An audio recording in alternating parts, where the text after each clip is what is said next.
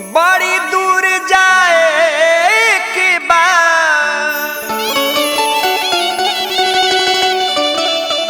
बड़ी दूर जाए के बाद हो खाता अन्हार मलहा भैया रे कई द तू नदिया पार मलहा भैया रे कई द तू नदिया पार। बड़ी दूर जाए के बाद, बड़ी दूर जाए के बाद हो खाता अन्हार केवट भैया रे कई द तू नदिया पार मलहा भैया रे कई द तू नदिया पार।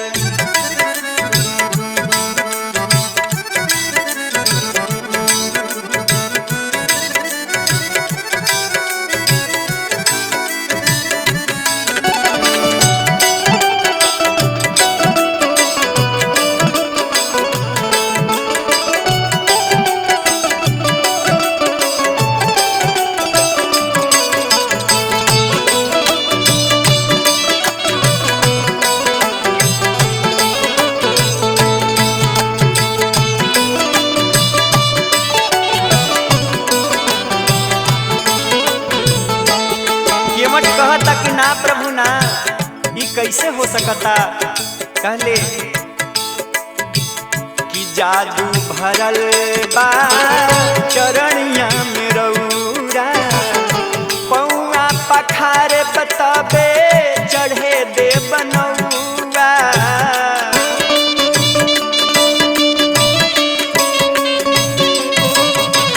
हे प्रभु हमरा और मरम के जाना तनी, आज ले भगवान के मरम केहू ना जानलस, लेकिन आज ही कीमत कहता कि हे प्रभु हम रउरा के बढ़िया से जाना तनी कि रउरा कैसन कितना बड़का जादूगर हई। कि जादू भरल बा चरणिया में रउरा पौआ पखार बताबे चढ़े दे बनौआ।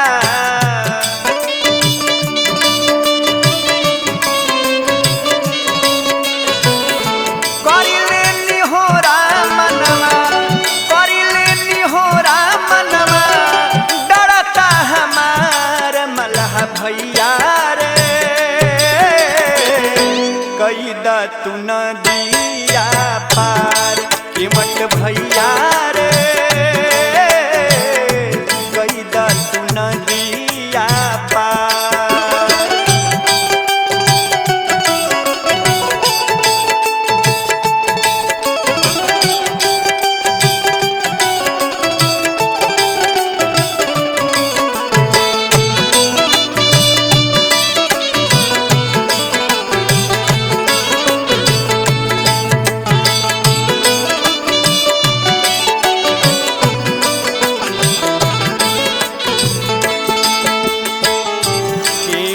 के बात सुनी प्रभु मुस्कैनी कठवत में पानी आइल चरण धोवैनी।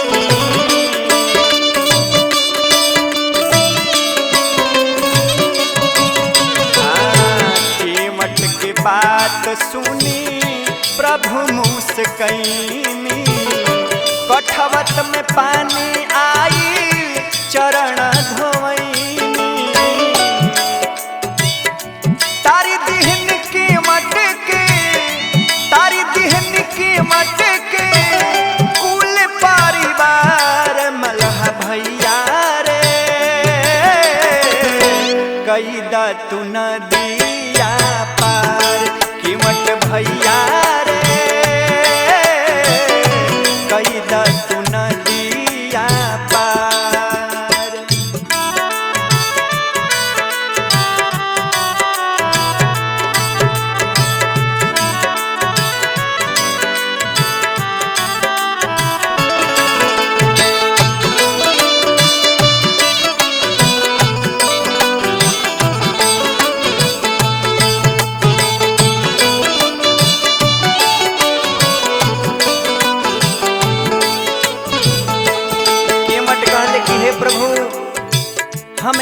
छोट नदी के मलाह हैं और अपने तो यह सृष्टि के मलाह हैं।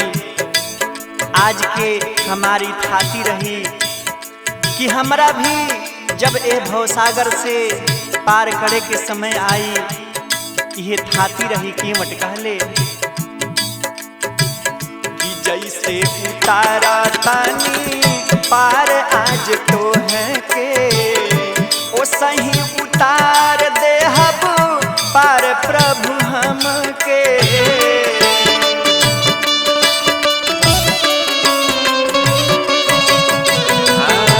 जैसे उतारा तानी पार प्रभु तो है के ओइसे उतार दे हब पार प्रभु हमके।